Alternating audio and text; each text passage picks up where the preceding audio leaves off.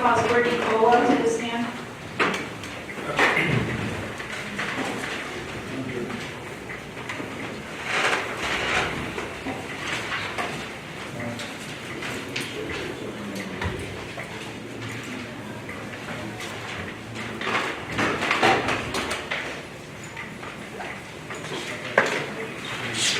Please raise your right hand. You solemnly swear or solemnly and sincerely affirm, as the case may be, that any evidence you shall give concerning this case shall be the truth, the whole truth, and nothing but the truth, so help you God, or on penalty of perjury. Yes. Please state your name, spelling your last name, and address for the record. Courtney Cola, C-O-L-W-E-L-L, 127 Forest Road, Stratford.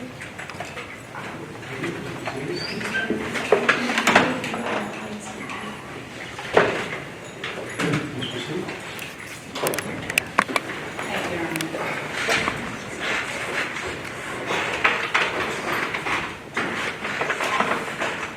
Good afternoon, Ms. Colwell. Please keep your voice up. Okay. Actually, you may be now.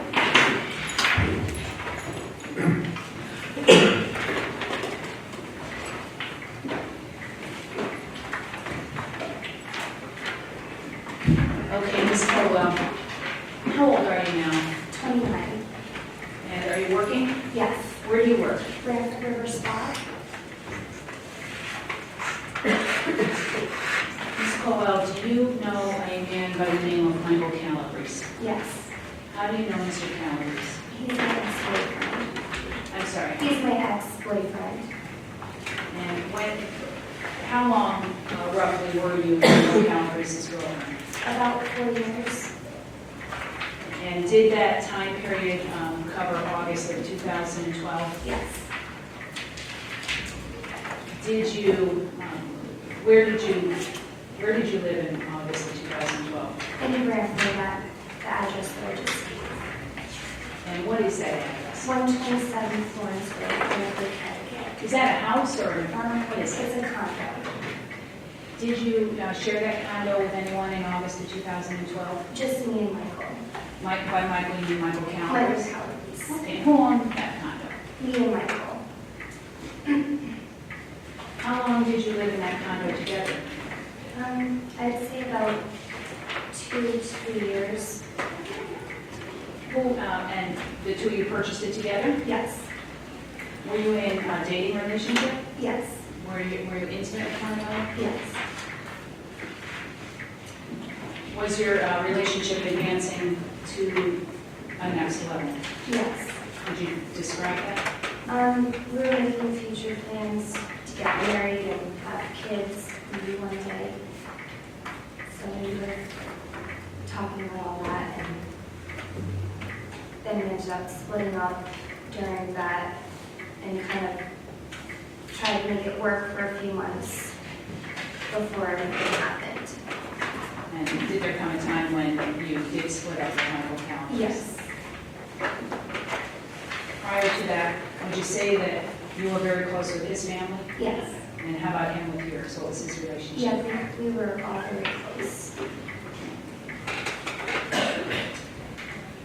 Did you, Ms. Colwell, also know a person by the name of Niraj Patel? Yes. How did you know Mr. Patel? He was friends with Michael Calabrese. And how did they, if you know, how did they know one another? When he moved to Warren, Connecticut, they lived down the street from his parents' house. When you say when he moved to Warren, who are you talking Him about? and his family, Michael Calabrese and his family moved to Warren, Connecticut. The Patels lived down the street from his parents. Okay, and when was that, roughly? What age were they? I would say he was a senior in high school. Okay. And so they knew each other from that time period? Yes. And did you actually know Niraj Patel? Yes. Would you recognize him if you saw him again today? Yes. Do you see him here in court? Yes.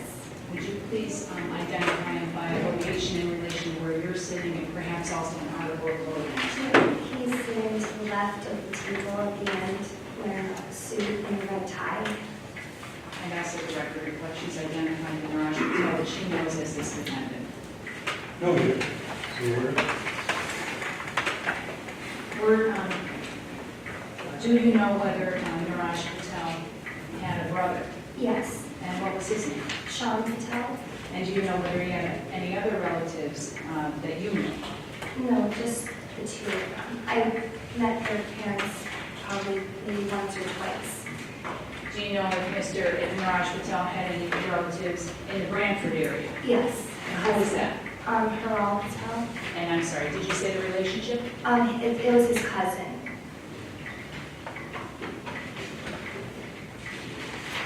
Now, drawing your attention to the first week of August 2012, you were living with Michael Calabrese at the condo that you noted, the address you just noted. Yes. Did there come a time when Michael Calabrese was talking on the phone quite a bit? Yes. Okay. And what did you do as a result of that? I was trying to eavesdrop because I didn't know who he was talking to, and I confronted him about the phone conversation. And what did Michael Calabrese tell you? He told me that he was talking to Niraj about making plans about going up to the house and Sharon to rob somebody. And what, if anything else, did Michael tell you about those plans? He told me that he was going to be paid by Niraj a significant amount of money to go up to the house, and they were going to split it. On the day, on August 6, 2012, the day that you knew that Luke Vitalis died, did there come a time earlier in the day that Michael Calabrese left your condo? Yes. And what, if anything, did Michael Calabrese say at that time? That he was going to pick up Harry on the way up to Sharon, And who's Harry? Niraj's cousin, What was his real name? Haral Patel. And did he say why he was going to pick up Harry? They said he was going to just pick him up so they could go up to Mira's parents' house together to go do the robbery. Did Mr. Calabrese, Michael Calabrese, come back to the condo that day? To your condo that day? Later on the next day he did. The next day? Yes. But before he came back, what, if any, attempts did you make to contact him? I could call him continuously, probably over 100 times, because I was worried. I didn't know where he was. He wasn't answering the phone, so I kept calling over and over. He did answer the phone once during that time. And was the phone number that you were calling to get to him at that time 203-868-4788? Yes. You said that you were able to reach him at one point. Do you recall what time that was roughly? It was probably in the middle of the night. I would say maybe 1 o'clock in the morning. And what, if anything, did Michael Calabrese say to you at that time? I had asked him, if he did what he had to do. He said he couldn't talk on the phone. His voice sounded very distressed. He sounded very upset. And he said, I can't talk on the phone, and he hung up. Now, prior to that conversation with Michael Calabrese, did someone else answer one of the phone calls that you made during the day on August 6, 2012? Yes. Who answered the phone? Niraj Patel. And whose phone did he answer? He answered his phone. And what conversation did you have with Niraj Patel? I asked him the same question, if they did what they were going up there to do. I asked him if he knew where Michael was, and he said that he can't find him right now, and that he would have him call me when he found him. And that was before the call To that you, where you spoke with Michael? Yes.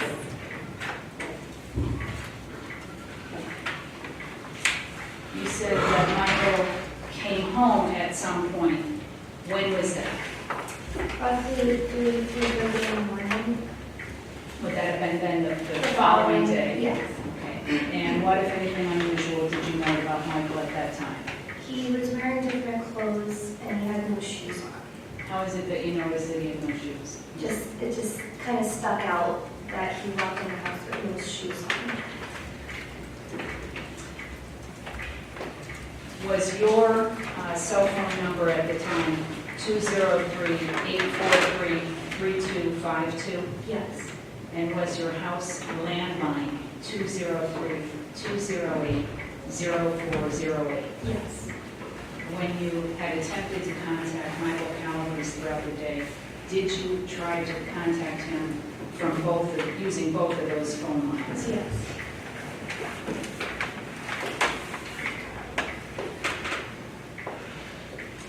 I have 14%.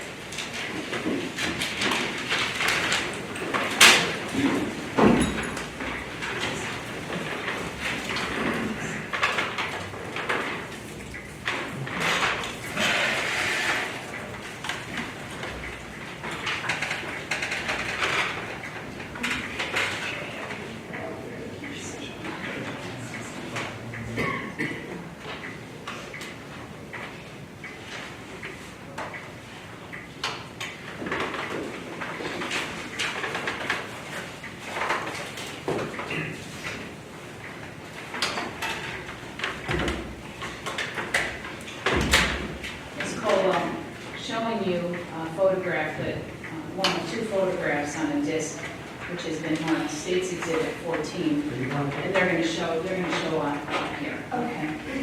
Can you see that from where you are? Yeah, can you?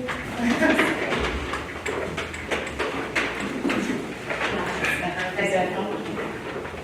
Everyone's still able to see it. Do you recognize the people in this photo? Who are they? Me and Michael Calabrese.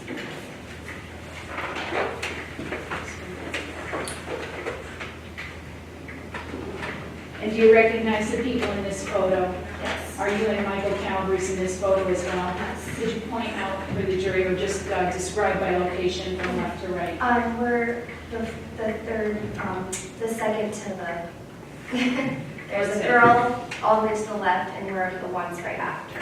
Okay, so the person who's second in line from the Is me. left is you. And third person is Michael Calabrese. Okay.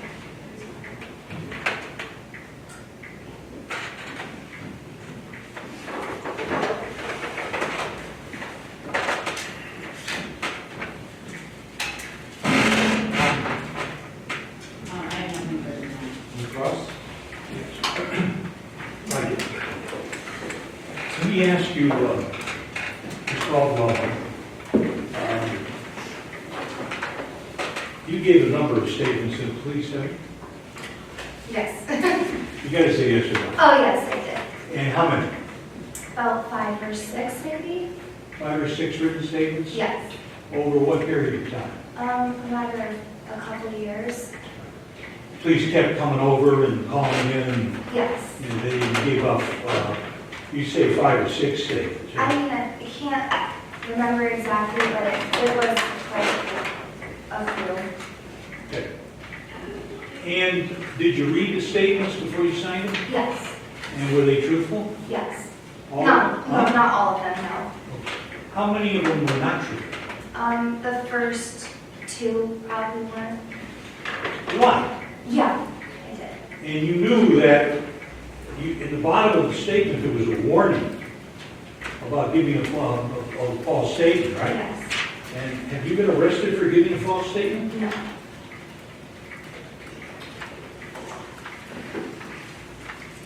And at the end of the bottom of this form of the state police, it says, by affixing my signature to this statement, I acknowledge that I have read it and/or have had it read to me, and it is true to the best of my knowledge and belief. And then your swear, Yes. right? Yes. So how many times did you lie to the state police? Probably, I did twice. Twice. And at that time, did you have a substance abuse problem? Yes. And were you addicted to heroin? Yes. And matter of fact, you got Michael Calabrese addicted to heroin. No. Who got who addicted? It was Michael Calabrese addicted to heroin. Yes. And would you do heroin together? Yes. And would you snort it or inject yourself with it? Sniffed it. I'm sorry? Sniffed. Sniff it, all right. And so when you gave your first statement to the police where you lied, were you using heroin? Yes. Had you used heroin the day you gave the statement? No, I don't believe A so. couple of days earlier? Probably yes. And when you gave your second statement and lied, were you still addicted to heroin? Yes. And Michael Calabrese, on August 6th, 2012, was he addicted to heroin? Yes.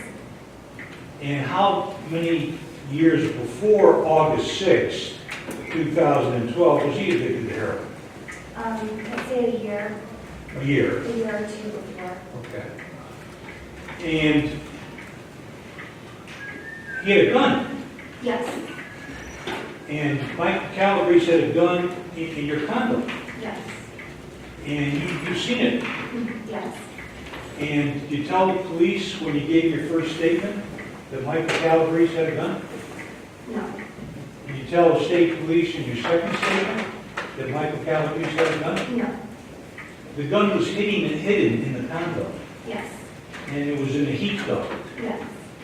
Be more specific in terms of describing where it was located, please. It was in the house when we first opened the door to the right in the heating bed. And he hid it there. Yes. And matter of fact, at one point, the state police searched your condo, right? Yes. Was the gun there? Yep. Did they find it? No. When's the last time the state police came to your condo looking for the gun? The first time? Last time. The last time, probably 3 weeks ago. Huh? 3 weeks ago? Right. 3 weeks ago, they came over, and did they look in that vent? Yes. And was the gun there? No. Did you throw away that gun? No. Did Michael throw away the gun, Michael Calabrese? Yes. And when did he throw away the gun? Before, If you know. Before the murder, I'd say a year before the murder.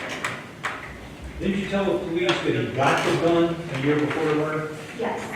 He got the gun a year before the Yep. murder, right? Yes.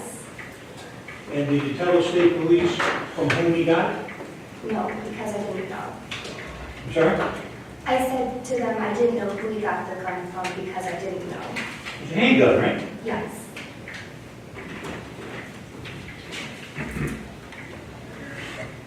And you told the state police eventually in one of your statements that what Michael Calabrese told you is that he was going to go over and rob somebody of that person's weed, Yes. right? That was one of your truthful statements. Yes.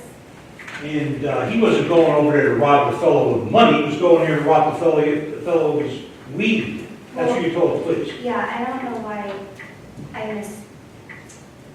misinterpreted it because it was money, but I That's not what think you, there was weed and money there. that's not what you told the state Yeah. police. Huh? No, I know. I know. Matter of fact, in that statement that you say, was that your third statement when you told them about the weed? I can't remember which statement it was, but it was after the first two. After the first two, you gave another statement, and in one or more of those statements, you said that Michael Calabrese told you he was going to go rob some weed, right? Yes. And you read the statement before you signed it, Yes. and you didn't make any changes to the statement, did you? No. And you were given the opportunity to make changes, Yes. and your statement once again was under oath, right? Yes.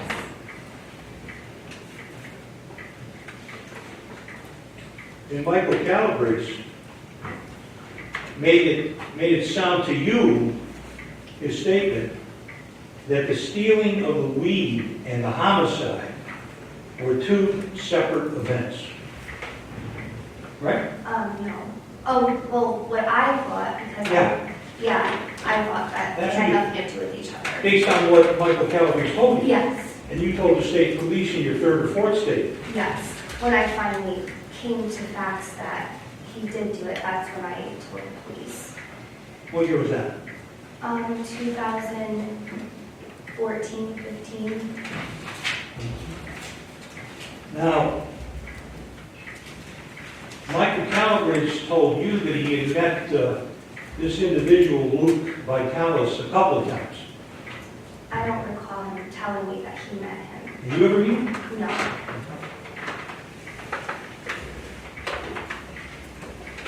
And while you were having this relationship with Michael Calabrese, you were also having a relationship with this Jason Serrano. Well, we were friends since we were 15, me and Jason, but we weren't intimate, me and Jay. He was just a good friend of mine.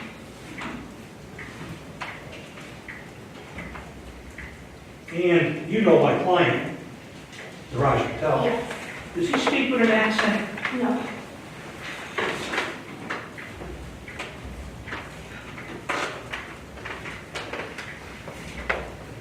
What you told the state police on July 1, 2014, remember that? You gave a 3-page statement? Yes.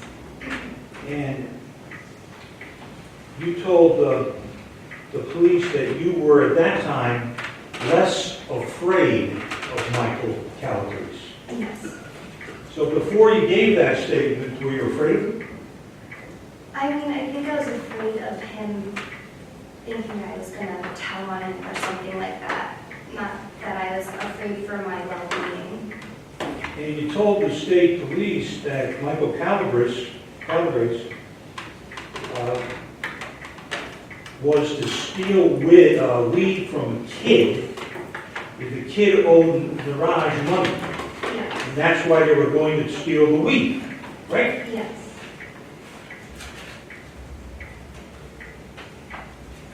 And Michael Calabrese told you that the stealing of the weed and the homicide, that those events were just a coincidence. Yes. He told you that he was not involved in the homicide, right? Correct.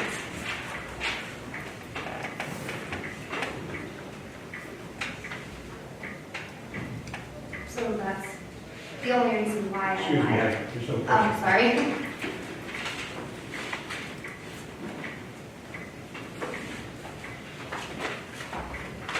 He told the police that Michael Calabrese would buy drugs from a male named Joy who lived in New Haven.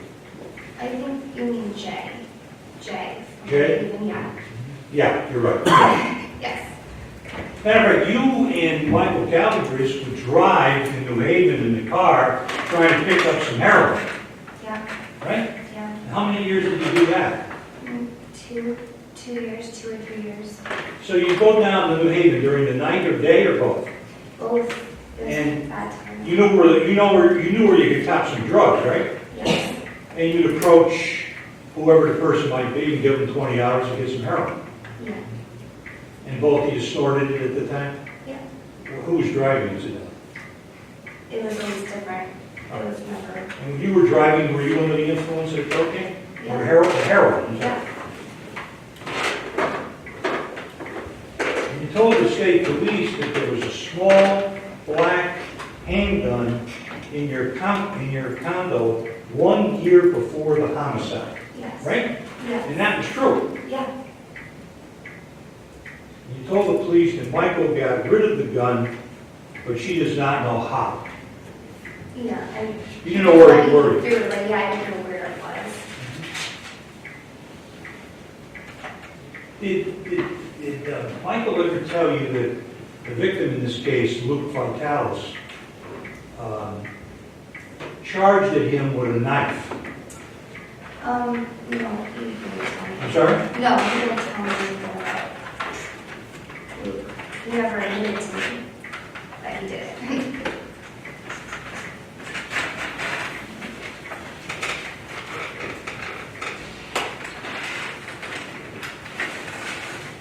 And you were good enough to talk to my investigator, right? Yes. And his name was Mike Ugardi. Yes. And when did you speak to Mike Ugardi? About 2 weeks ago. And did you tell him that deep down in your heart, you know that Michael Calabrese is not a bad person? Yes. And one of the reasons you were talking to him is that you did not want Michael Calabrese portrayed as a cold-blooded killer, Yes. right? And then a couple of weeks ago, you met with the state's attorney's office, right, prosecutors? Yes. And who was at that meeting? Dawn Gallo and Gary, I don't know his last name. The investigator in Garrett? Yes. And did either one of them tell you not to talk to the defense? They didn't tell me what to do. I'm sorry? They didn't tell me what to do. They said they advised me I should talk to somebody, but they never told me what I could or couldn't do. Did you ever tell my investigator that the state told you not to talk to the defense? No. Did you tell Mike Duvardi that? No.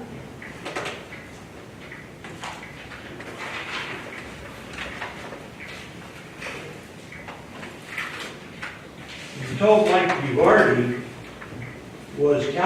Michael Calabrese was a good guy, right? Yes. You told him that he's not a thug, No.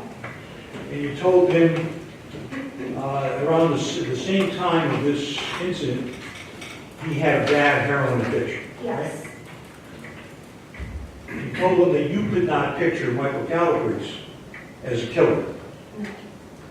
And you told my investigator that Michael Calabrese used one bundle a day of heroin. Yes. How much is that?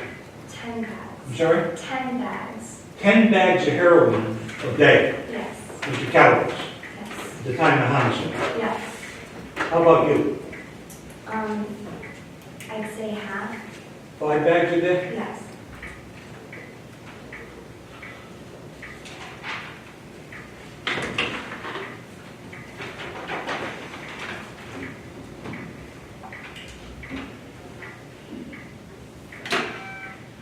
Mr. Levine is writing for your signature.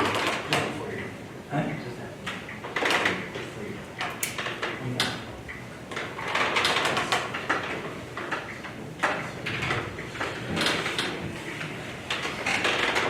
With regard to Mr. Serrano, I asked you about whether you were having an affair with him Yeah. while you were with Michael Calabrese, right? Yeah. Did you have sexually explicit texts? Objection, relevance. Finish the question. Did you have sexually explicit texts that the prosecution has with Michael Serrano? Objection. Objection. Basis, relevance, Relevance. irrelevance. Well, the relevance is the credibility. No, I'll sustain the question. Did you send texts to Mr. Serrano? Yeah.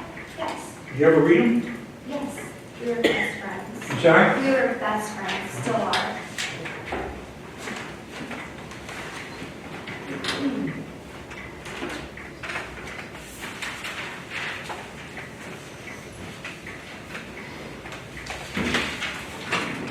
So Mr. Calabrese had a small handgun, black handgun in your condo Yes. a year before Mr. Vitalis was hurt, right? Yes.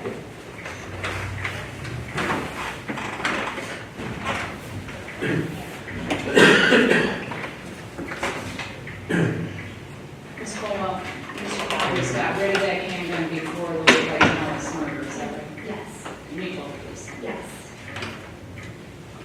You said at that time, when Attorney Santos was asking you about your heroin addiction, you said that was a bad time. Yes. Are you addicted to heroin now? No. Are you addicted to anything right now? No. Are you a mom? Yes. How many kids do you have? 2 kids.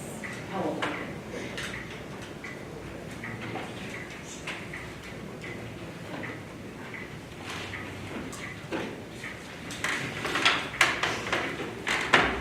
I have a 10-year-old and a 2-year-old. Nothing. Thank you. Anything further? Did the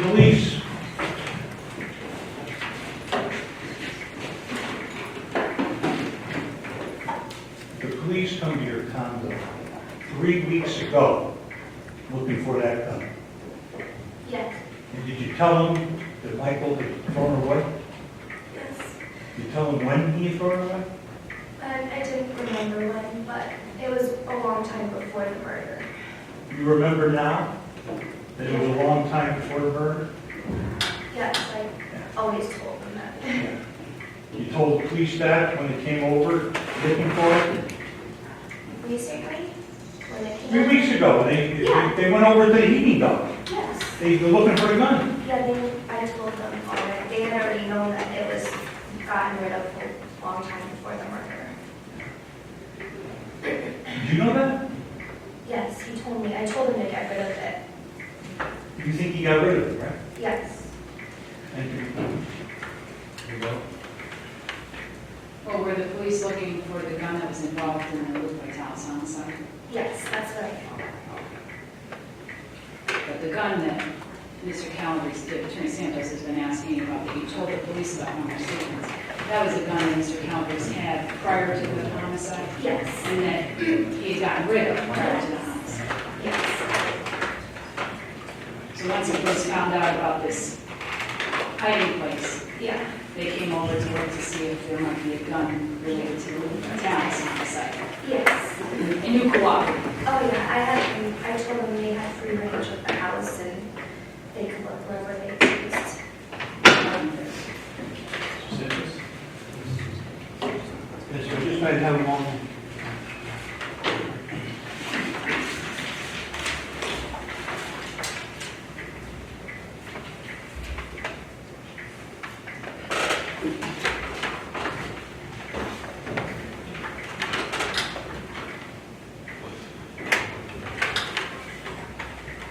How many times did you see that gun before Michael Calabrese got rid of it?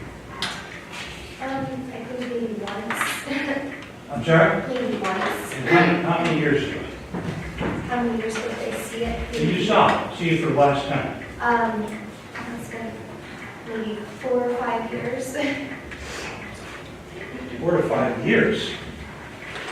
Patel? I mean, so when the murder happened, like 3 years ago, so I don't really remember. I'm sorry. The only reason that you know that that gun was thrown away is that's because Michael Calabrese told you. Yes. And you never saw that gun after the murder. It was a handgun. Yeah, that's what I described it as, what I thought it looked like. Did you tell him to get rid of the gun? Yes. You shoot yourself in the foot? I told him to get rid of it. When's the last time it was in that vent? The last time was when I told him to get rid of it. And when was that? A year before the murder happened. You know if he got rid of it? I think he did because I never saw it after that. You don't know if he had it somewhere else. No. Thank you. Yeah. Sit down.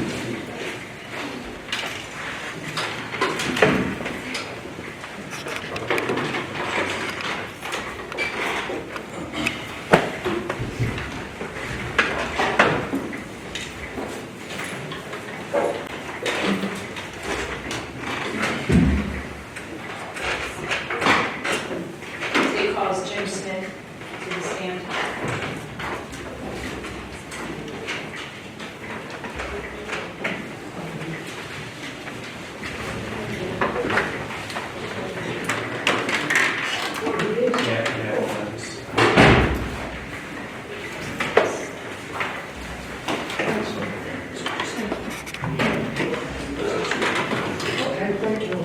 Please raise your right hand. You solemnly swear or solemnly and sincerely affirm, as the case may be, that any evidence you shall give concerning this case shall be the truth, the whole truth, and nothing but the truth, so help you God, or upon penalty of perjury. Yes. Can you please state your full name, spelling your last name, and address for the record? My name is James L. Smith, S-M-I-T-H. My address, 2514 Boston Post Road, and I live in Guilford, Connecticut. Thank you.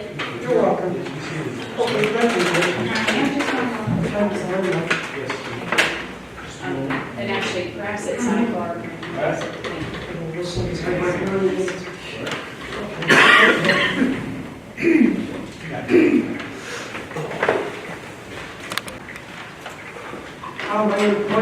I work in a liquor store, and, I just do my stock, do everything, help run the registers, and stuff like that, And what- take in the orders.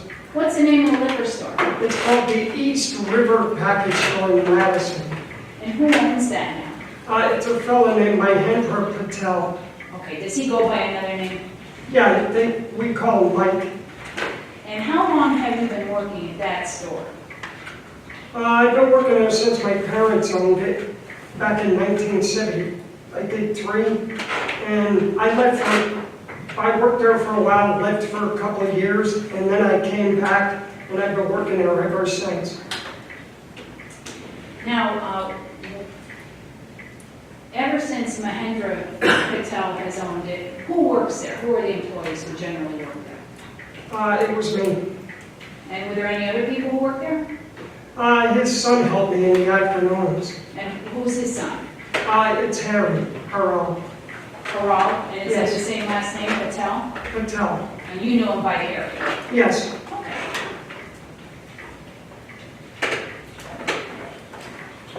Now, Mr. Smith, Yes. did there come a time during the weekend of August 2nd through August 6, 2012, when Mahendra Patel and his wife went out of town? So that they weren't working at the store? Right. Is that true? Yes. Okay. And so who was working at the store during that time frame? I was working there, and his son was helping me in the afternoons. And that was Harry, Paral. Yes. Mm-hmm.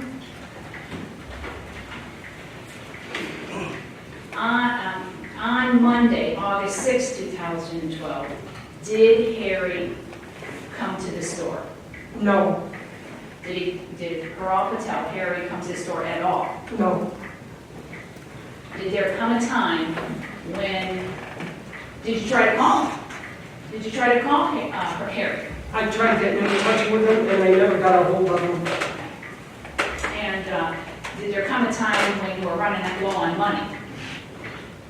Yes, there was. What was that all about? What happened then? Well, it was towards the afternoon. It had to maybe be around 4 o'clock in the afternoon. I had a few singles left in my register, and I was afraid that I was going to run out and I wasn't going to have them.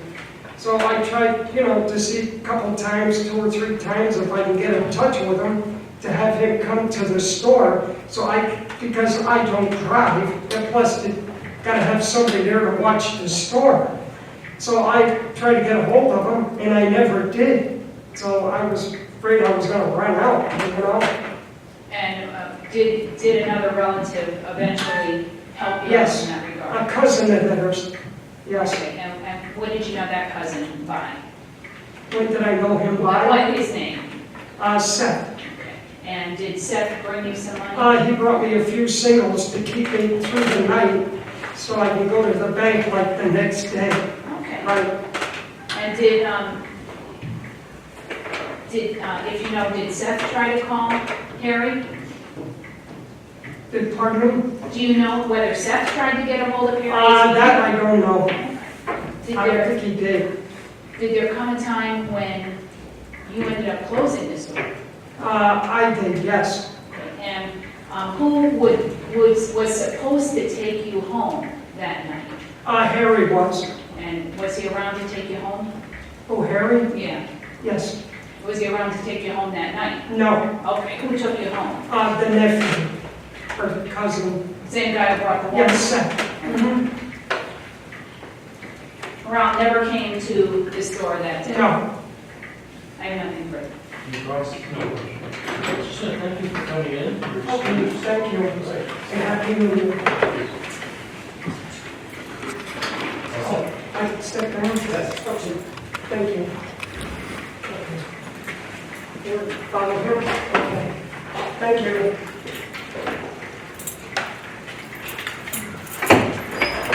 Thank you very much. I can go out here? Yes. Okay, thank you. You don't need to call out a witness or What's your best protection? I think it would be best if I could start tomorrow, start up, we're on schedule. All right. Start with you, Mr. Santos? Sure. I had talked to Attorney Sanders. All right, I noticed that we finally are having some weather. So, and we've been looking ahead too to see how that's going to affect us tomorrow. My understanding is, as best they can predict, we're going to get less than an inch. Nonetheless, ask you to be very careful, take your time going north, safely, and give yourself ample time in the morning. We do plan to start at 9:30 based on that prediction. If something happens, if the weather people are very wrong, we have, I believe, been given contacts, ways to determine whether there's a delayed opening or anything like that. We don't expect it. So we think we're going to start as we have. So just give yourself ample time in the morning.